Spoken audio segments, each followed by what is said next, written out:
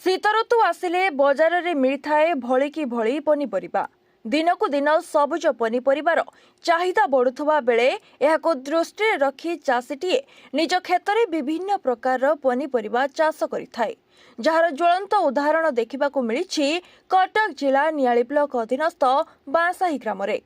ଏହି ଗ୍ରାମର ଯୁବ ଚାଷୀ ଶ୍ରୀଧର ସାହୁଙ୍କ କଠିନ ପରିଶ୍ରମ ଫଳରେ ଭାଡ଼ିରେ ଫଳିଛି ସୁଆଦିଆ କାକୁଡ଼ି ସାଙ୍ଗକୁ ବିଲରେ ଧାଡ଼ିକି ଧାଡ଼ି କୋବି, କଲରା, ଟମାଟୋ, ବୋଧି ପରି ଶୀତଦିନିଆ ପନିପରିବା। ନିଆଳି ଅଞ୍ଚଳର ଏହି ଯୁବ ଚାଷୀ ଜଣକ ନିଜେ ଭିନ୍ନକ୍ଷମ ହୋଇ ମଧ୍ୟ ଅନ୍ୟମାନଙ୍କ ପାଇଁ ପ୍ରେରଣାର ଉତ୍ସ ପାଲଟିଛନ୍ତି। ଆଜିର ଦିନରେ ଯୁବପିଢ଼ି ଚାଷ କାର୍ଯ୍ୟରୁ ମୁହଁ ଫେରାଇ ନେଉଥିବା ବେଳେ ଶ୍ରୀଧରଙ୍କ ଏହି ଉଦ୍ୟମ ନିହାତି ସମାଜ ପାଇଁ ଉଦାହରଣ। କିନ୍ତୁ ଦୁଃଖ ଏବଂ ପରିତାପର ବିଷୟ ଏହିକି ଯେ ଶ୍ରୀଧର ଆଜି ପର୍ଯ୍ୟନ୍ତ କୌଣସି ସରକାରୀ ସହାୟତା ପାଇନାହାନ୍ତି, ଯାହାକୁ ନେଇ କ୍ଷୋଭ ପ୍ରକାଶ କରିଛନ୍ତି ଯୁବ ଚାଷୀ ଶ୍ରୀଧର ସାହୁ। ମୁଁ ହେଉଛି ବାଁସାହି ଗ୍ରାମର ଦିଲ୍ଲୀ ବସ୍ତିଆ। ସେ ଆମ ଅଞ୍ଚଳର ଜଣେ ସ୍ୱନାମଧନ୍ୟ ଚାଷୀ ହିସାବରେ ପରିଗଣିତ।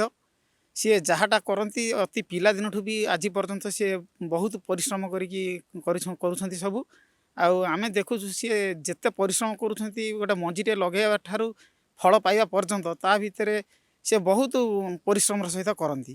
କିନ୍ତୁ ପରିଶ୍ରମର ଯେତିକି ମୂଲ୍ୟ ତାର ମୂଲ୍ୟ ସେ ପାଇପାରୁନାହାନ୍ତି। କାରଣ ସେଥିରେ ଧୋଇ ମରୁଡ଼ି ଭଲ ମନ୍ଦ ସବୁ ରହିଛି। ବଜାର ମାର୍କେଟରେ ଯାହା ମାନ୍ଦାର ପରିସ୍ଥିତି ଯାହା ରହିଛି, ଆଉ ତାଙ୍କ ପରିଶ୍ରମର ପ୍ରାପ୍ୟ ଯେତିକି ପାଇବା କଥା ସେ ତା ଅଧା ବି ପାଇବା ମୁସ୍କିଲ ହୋଇପଡ଼ୁଛି। କିନ୍ତୁ ବହୁତ ପରିଶ୍ରମ କରିକିରି କାକୁଡ଼ି, କୋବି ଆଉ ଆମର ଧାନ ଚାଷ ଯେତେ ପ୍ରକାର ଭଲ ଭଲ ଚାଷ ସବୁ ସେ ବହୁତ କଷ୍ଟର ସହିତ କରନ୍ତି ସିଏ।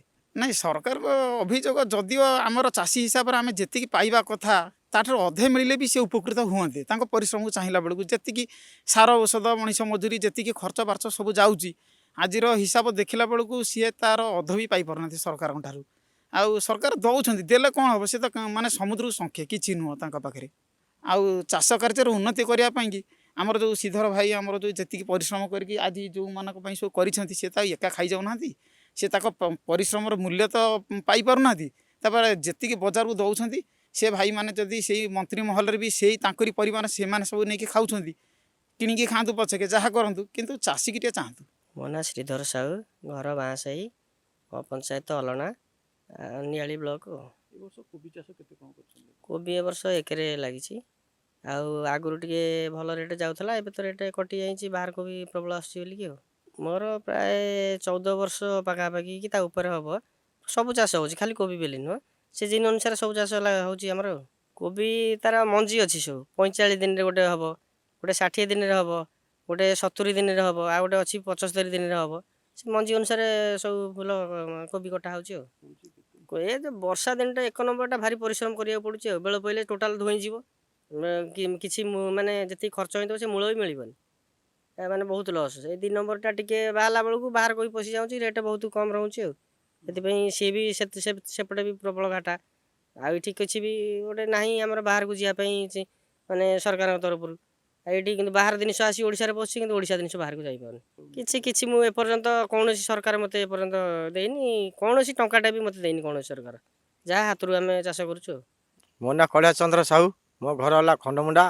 ମୁଁ ଏ ସୁଧୀର ସାହୁଙ୍କର କୋବି ବିଲ, ଟମାଟୋ, ଗୋଧି ଯାବତୀୟ ଜିନିଷରେ କାମଧନ୍ଦା କରାଉ, କୋବି ବି ଫସଲ ବି ପିଡ଼ିଆ କରାଉ, ଏହି ହିସାବରେ ଚଳୁଛୁ।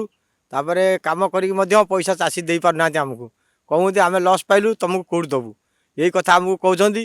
ଏବେ ସୁଦ୍ଧା ବି ଆମ ପଇସାକୁ ଗଡ଼େଇ ଗଡ଼େଇ ଚାଲିଛନ୍ତି। ଆମେ ଆଉ କ'ଣ କରିପାରିବୁ? ସରକାରଙ୍କର ସହାୟତା କିଛି ଦେଇପାରୁନାହାନ୍ତି, ଏମିତି ଅବସ୍ଥାରେ ଅଛୁ। ଆଉ ପରିଶ୍ରମ ପ୍ରବଳ ହେଉଛି, ପୁରା ସକାଳୁ ବେଳ ବୁଡ଼ି ଯାଉଛି, ବରଂ ଗୋଟେ ଖାଇପାରୁନୁ। ମଜୁରୀ ବି ଆମର ମିଳିପାରୁନି, ଯେତିକି ଖଟୁଛି ସେତିକି ମଜୁରୀ ବି ମିଳୁନି ଆମକୁ। ଆମେ କ'ଣ କରିପାରିବୁ? ଏଇ ଅଭାବରେ ଅଛୁ। ଆଉ କ'ଣ ଆଉ ତା ସରକାରଙ୍କୁ ତ ଅନୁରୋଧ କରାଯାଉଛି, ସରକାର ଚାଷୀଙ୍କ ପାଇଁ ଟିକେ ସହାୟତା ଦେଖନ୍ତୁ, ଚାଷୀ କେମିତି ବଞ୍ଚିବେ ସେମିତି ଟିକେ ଦେଖନ୍ତୁ।